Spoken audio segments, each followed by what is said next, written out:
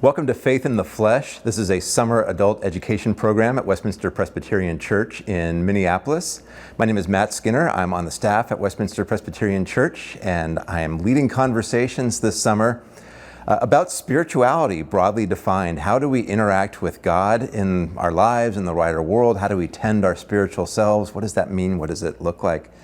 And I'm joined today by Rob Carlson, who is a member at Westminster, co-moderator of our Board of Deacons. You're involved with stewardship and personnel, and I might have missed one other thing as well. No, okay. Thanks, Matt. You're busy Happy and to you're be engaged. Here. Yes, I am busy. So glad you're here. Maybe we can just begin by how do you situate yourself as a spiritual person on a spiritual journey, and what does that mean for you now today? Well, I'll give you a little bit of background so we have some context down the line if we get another discussion. Grew up devoutly Catholic. I mean, priesthood, serious consideration in my mid-teens, along with my grandmothers and my mother, who in the Catholic Church thought, okay, we're in. If he's a priest, we're good. That's right, we've got our one. Yeah, right. we're good. Went to Catholic College, Jesuits at Marquette. Started there saying Mass for the priests. At that time, they were still saying Mass every morning. It was a requirement. So I'm in the bowels of the church. I'm still kind of enthralled with the mysticism of the Catholic Church. It was all in Latin.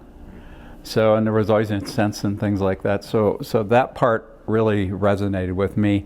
The second year, my sophomore year, after I'd finished two required semester of Old Testament and one of New Testament, then the door was kind of open to comparative religion. Pick one. I had a Jesuit mentor who was really out of bounds with the Jesuits. He eventually married. He was a jazz musician. He had been a Buddhist in Nepal. He had worked for many NGOs, and he said, pick Buddhism. I think it will work for you. So I studied Buddhism for a year as comparative religion. Picked up some of the practice, particularly meditation. As you know, Buddhism is complicated and messy, and there are more strains of Buddhism than you can name. So I went through that period. I left college. I kept my meditation practice up. It never sort of skewed towards any of the popular meditation things like, astral projection or any of those kinds of things. It was really grounded in the Buddhist idea of enlightenment. If you sit for a long time and listen to the world and yourself, you'll discover some things. So I kept that up for a few years. We moved to Minneapolis. My wife's Lutheran. We went to a Lutheran church. That worked for me, but not compellingly so. So we left that church, and in between these periods of time, there was no church. But there was constant flow of meditation and reading around spirituality. Then I decided that we should go to a Unitarian church. Okay, we were there about a year. It was in South Minneapolis. It was intellectually very stimulating place. But at one point in time, Bonnie said to me, my wife, that I haven't heard the word Jesus or God for 12 months here. I think we need to go someplace else. So then we went to Plymouth Church. And we were there for a long time. And I was very active in spiritual small groups. Jim Gertmanian there asked me after a while if I'd lead a Sunday meditation service. I did that for a year. Kind of got burned out on having to be there every Sunday. Led some silent retreats to the oratory at the House of Prayer, Episcopal House of Prayer at St. John's Abbey, which was a good fit for a meditator and the quiet. So then we moved a block away from this church, and we said, well, we can walk here. Let's see what it's like. So I walked in, and it felt really good to us. We like the social justice part, and I like the fact that I wasn't restrained. I could believe some things outside of Christianity, or that maybe complemented Christianity, and not feel like I didn't belong. So here I am. So many places I want to follow up in there. Yeah. That's fantastic. Yeah. Maybe you could name like one or two of the ways where you ended. There's a couple of things that you think are kind of outside the mainstream, but it's okay here. Are you willing to share maybe one or two of those are? There were two things after all those years of reading and studying Buddhism. There were two things that struck me. One was that the enlightenment piece. What did that really mean?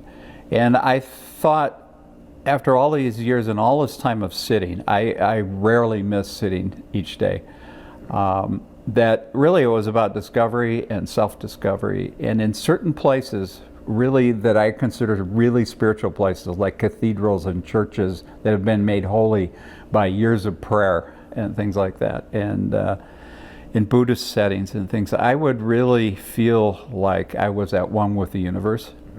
And the Buddhism that I take with me is, once you understand that you're part of everything that ever was and ever will be, then that leads to compassion. Yeah. And I'm stretching a lot of Buddhism into this, but once I know that you are me and I am you, how can I treat you other than with love? So that's what kind of tumbled out of my Buddhist experience. Nice. Now I wonder what that looks like too, given the Webb telescope image. I mean, our notion of the universe just keeps expanding. The idea of humongous is the best word I've seen used to describe it. Yeah, and I see God in that. Yeah. And I see God everywhere I look, if I, like Thich Nhat Hanh says, if I slow down, pay attention. It's happening between us right now. This communication, I think, and the love that's behind it is God. Yeah. That's great. You'll have to school me, somebody who doesn't know much about Buddhism. Yeah. What's the difference between prayer and meditation for you? For me, nothing. Okay. There is no difference. So I start my day with a gratitude prayer as I sit down and meditate. I have an app on my phone that sets a timer, which I think is key. I'm not worried about the time. And then I might think about the prayer, or I may, the Zen or the Buddhism that I've drifted towards is Soto Zen, which is a very stripped down version of it. You just sit with your breath. Okay, sometimes I'll spin it a little and do Lectio Divina, and I'll do some scripture or something like that, and then I'll sit for 10 minutes or whatever. That's how I start my day. I carry 2 prayers on my phone that I go to frequently. One's a Canadian Creed, which I like because that really fits in the Buddhist idea of everything being connected. Mm-hmm. I like that. And the other is Praying by Mary Oliver. Okay. I don't know if you're familiar with that one. I'm sure if I read it, I would see it again. But it's really a Buddhist prayer. It talks about in that moment of silence, you might hear something. And use your own words, which I really like. So my prayer is generally spoken in my own words. One more question out of my own ignorance here. As somebody who has a really hard time sitting still, and it's not that I'm afraid of getting lost in my own thoughts. I'm always thinking, well, what's next? And if I do that, then what? I have a hard time getting into the moment. I work at it, but it's not my natural way of being. Like I would rather clean the kitchen while thinking about something or vacuum, which probably is counterproductive. But what does that mean, or what advice would you give to me? Or do you have to train yourself to slow down, or is it a personality? I think it's like one of the things you sent me talked about how does your faith grow, and I think the same thing applies to meditation. In the Eastern world, the word practice doesn't mean getting better like we use it. It means doing it. So like a yoga practice, for example, just right? Do it. And so the key to meditation is to sit down without any expectation. Set a timer so you're not worried about how long you've been sitting there.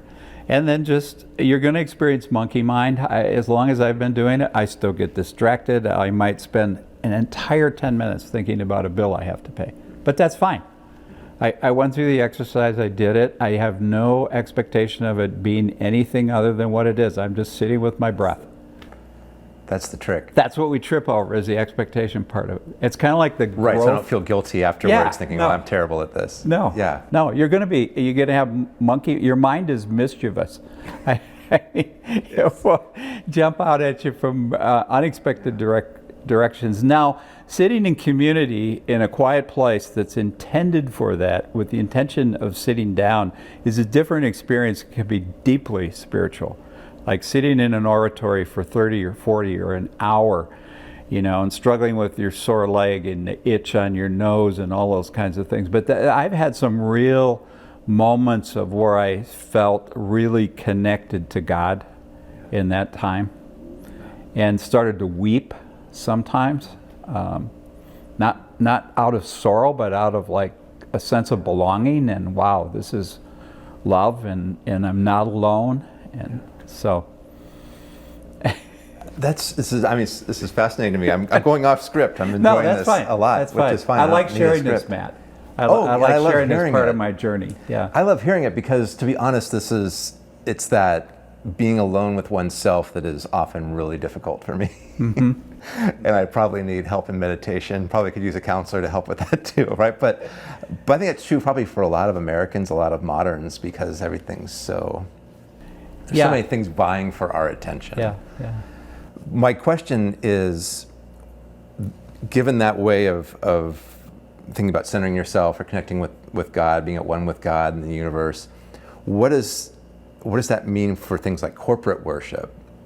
For example, an hour at Westminster on a Sunday morning is pretty heavily scripted. There's not a lot of silence in the room. There's usually, we're almost afraid of silence because people might get up and leave, or their mind might wander. But what is that? Well, I noticed that when let's go into silent prayer lasts like 5 seconds. Now that you've confessed all of your sins. For somebody who's used to meditating, I can't even get organized in 5 seconds. To sit. But I like that. Like I just mentioned earlier, there's a different experience sitting in meditation with a group than it is alone.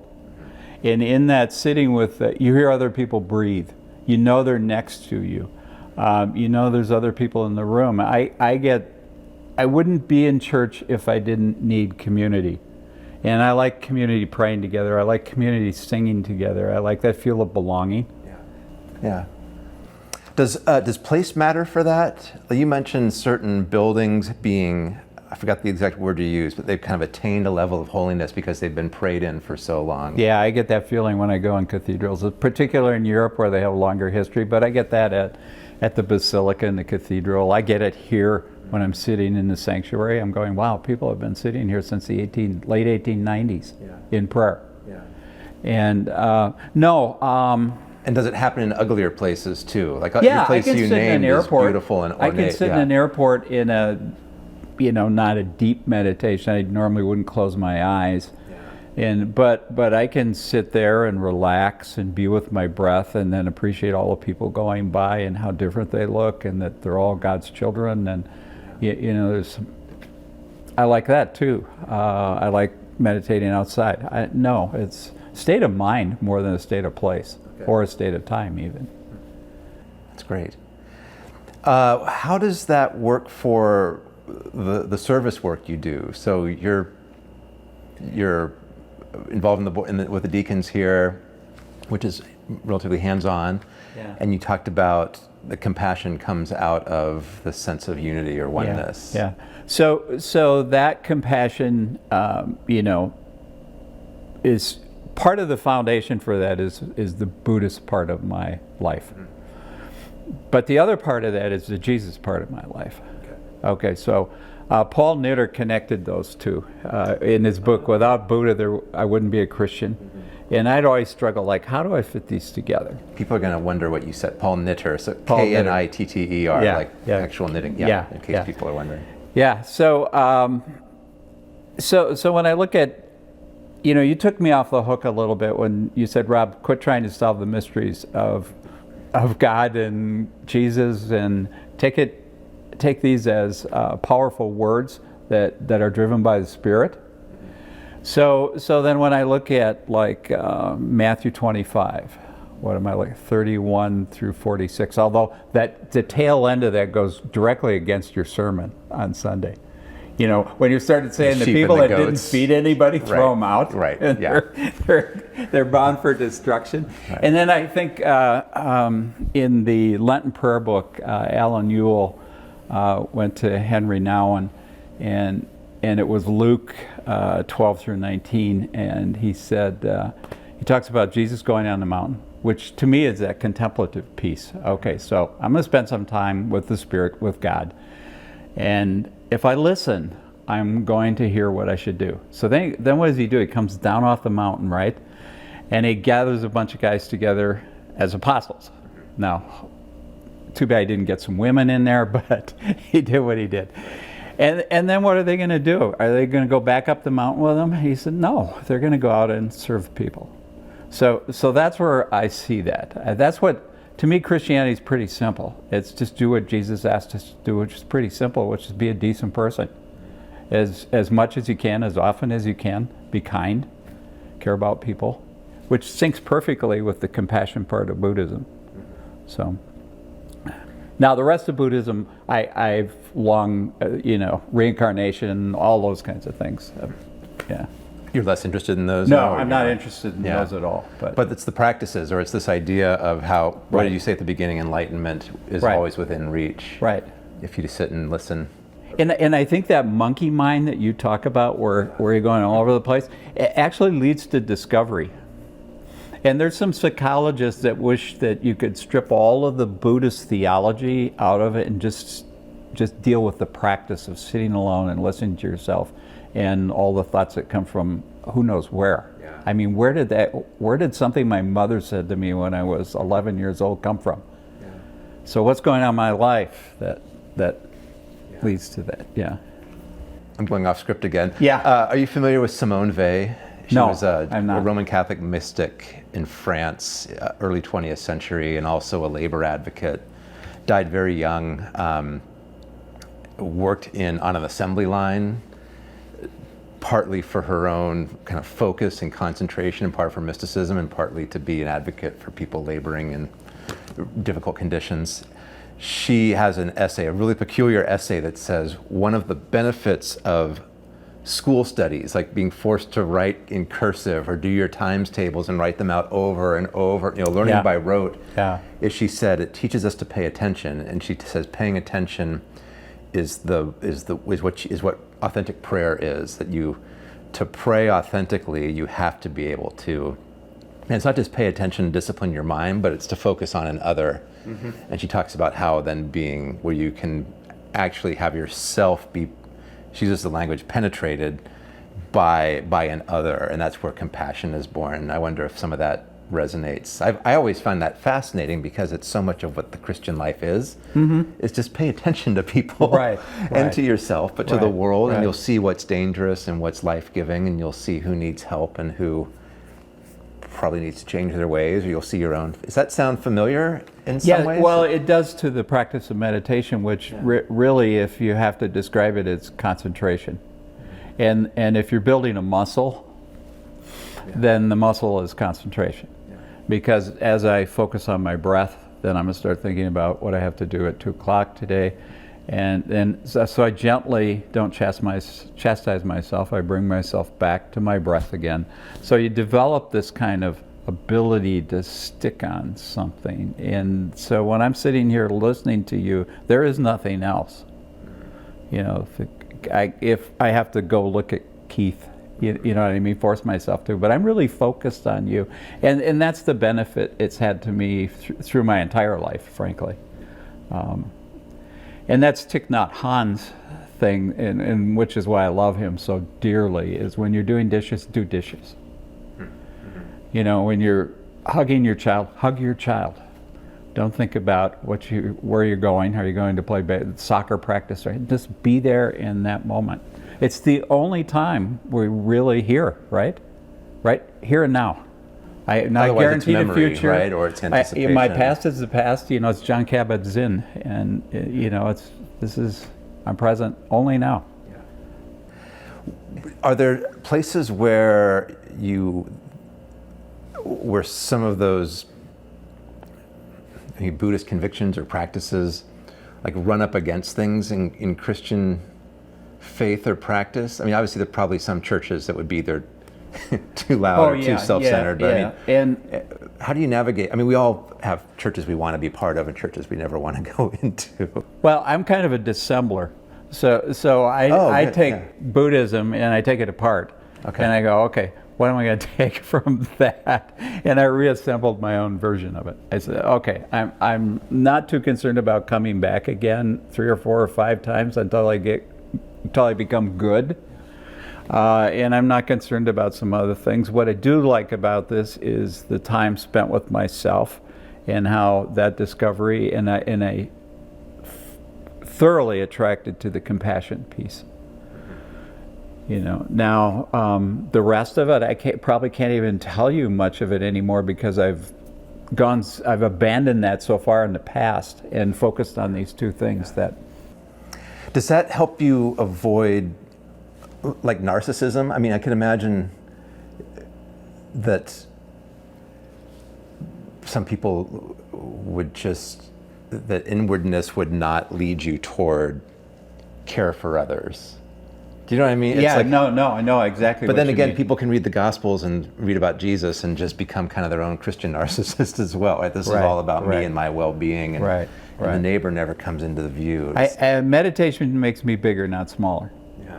Because in certain points in time, if I'm sitting outside, let's say, and this sounds a little bit like pantheism, but if I'm sitting outside and I'm meditating and I'm feeling and I start to lose the thinking and start to go to the heart and the senses, then I feel the wind, I feel the sun, and the edge of me starts to dissolve. And if you're in a group of people and you're in the same place and you're sitting next to somebody, the edge of both of us starts to dissolve a little bit. And I've had that experience in oratories, maybe 20, 30, 40 minutes in, where, you know, I just feel this sense that something's connected. I don't believe in auras, but I don't know for sure.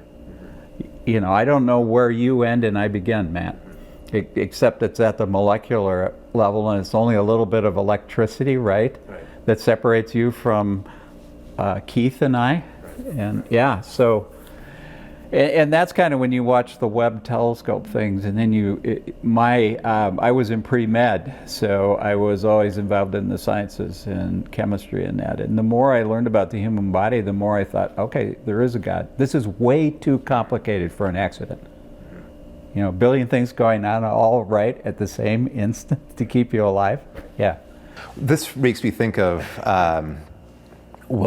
Paul has this metaphor of the body of Christ, and what I always have to remind students is, in the first century world, bodies were porous. Everybody knew that your body is influenced by the wider universe, sometimes for good or for ill, and obviously they didn't have the same understanding of atoms, you know, and the way that matter is shared that we do, but there was never a sense that your body belongs to yourself, this is different from talking about bodily autonomy, but you know, that you're influenced by things, and so then that language of body of Christ becomes really interesting, as that body being a porous body that takes in and things, and you know, it doesn't have a strict sense of delineation from the wider world.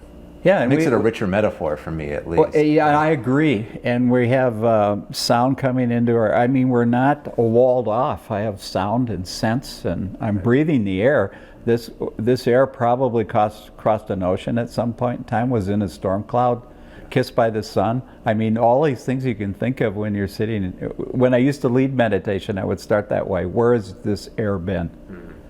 And who's it touched?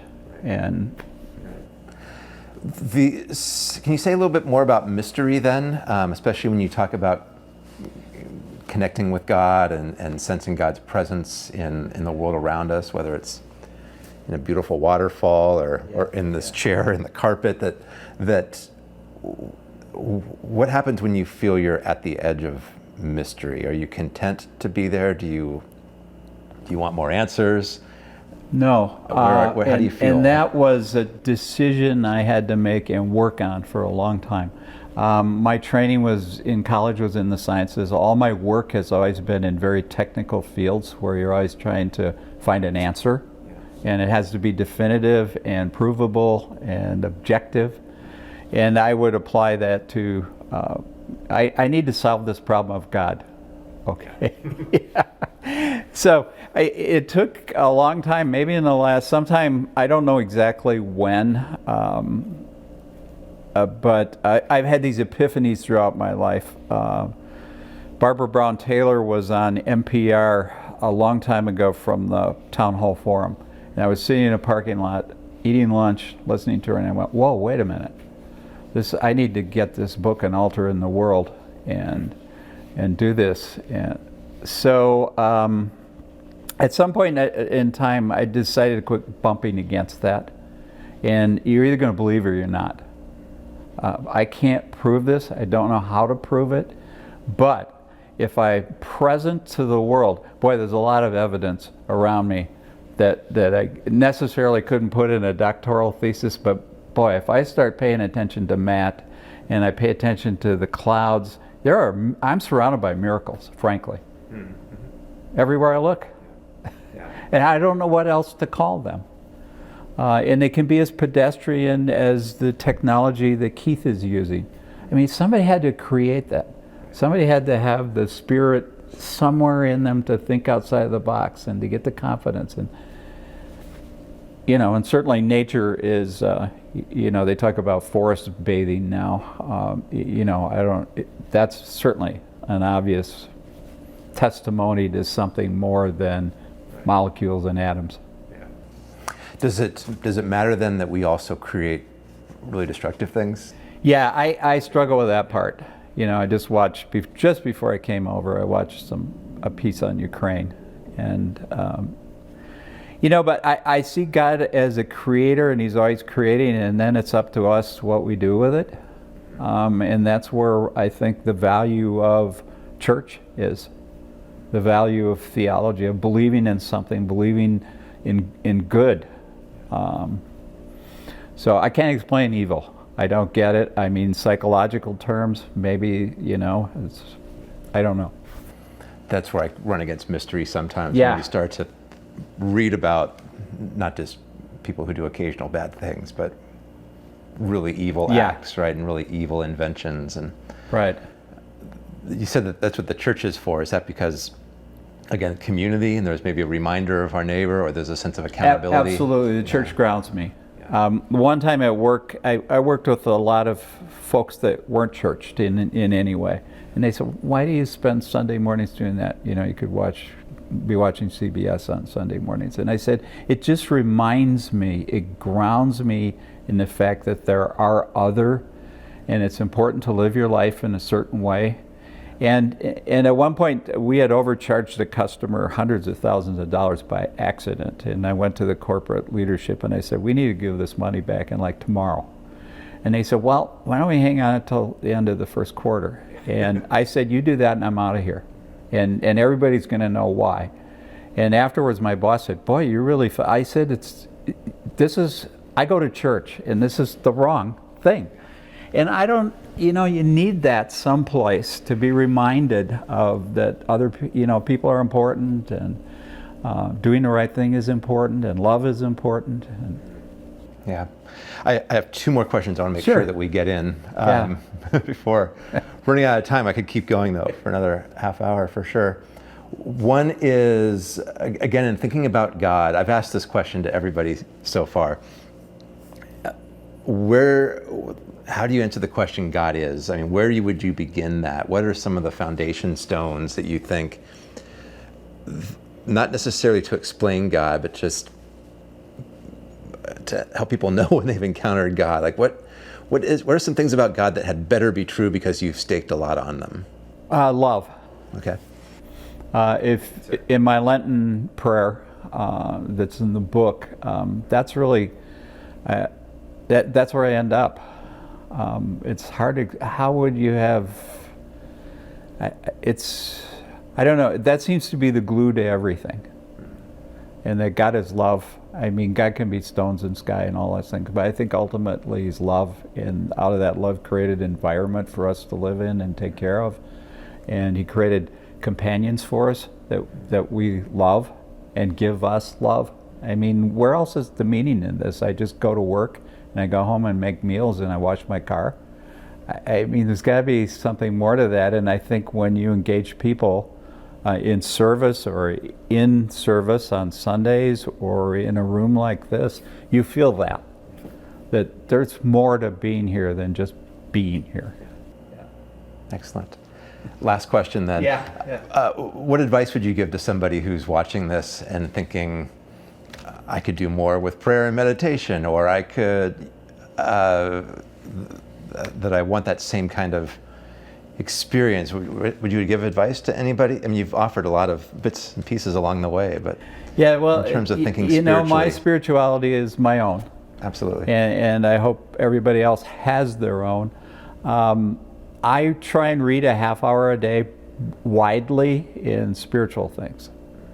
And that helps me kind of organize myself. I don't think it's linear. I think it's messy by nature. I don't feel bad about that anymore. I did for a long time. For a long time, I envied people that were really devout. Okay, how do they know so much and it leads them so clearly in a direction when I'm floundering and I can't do that?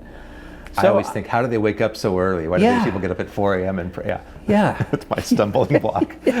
Sorry, go ahead. No, and you read the Buddhist stories about the monk that hauled water for 83 years, 5 miles every day, and you kind of go, huh? But then you dig into that and you go, why was he doing that? Well, because the community needed to drink. And that's where he found his love in the world, was hauling the water, and that resonated with him. So, I mean, maybe in a way we all got to haul our own water in our own way, but find our way. I experimented. I meditate. There's a lot of resources for meditation. It's not for everybody, for sure. There's a lot of resources for prayer. There are a lot of prayers that are written for you, which are incredibly moving. And there's ways to pray in your own words. So, be intentional about it.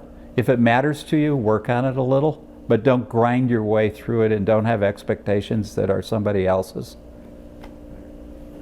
Thank you so much, Rob. Oh, you're welcome. I really Matt. appreciate this. It's a chance to get to know you better, but also to be challenged and to think about my own assumptions of Well, I get the do this. imposter syndrome early when I have a conversation about my spirituality. So thanks for taking me off the hook for that. Oh, absolutely. I appreciate it. And there will be great conversations that this sparks. So thank you on behalf of those watching. Good. You're welcome.